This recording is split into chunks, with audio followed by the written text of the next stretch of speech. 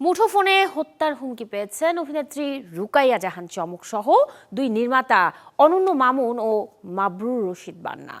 Dalton শোভা তহিরা নামের একটি Facebook account থেকে এই হুমকি দেওয়া হয়েছে।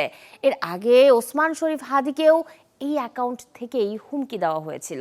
অনন্য মামুন সম্পর্কে লেখা হয়েছে, এই বাটপারের নাম উল্লেখ করতে কাল ভুলে গেছিলাম। অনন্য মামুন দ্য পিম্প, ও যেন সহি সালামতে ভালো থাকে, আর ওর ফিল্ম যেন কেউ প্রডিউস করার চেষ্টা না করলে সেটা নিজ দায়িত্বে করবে।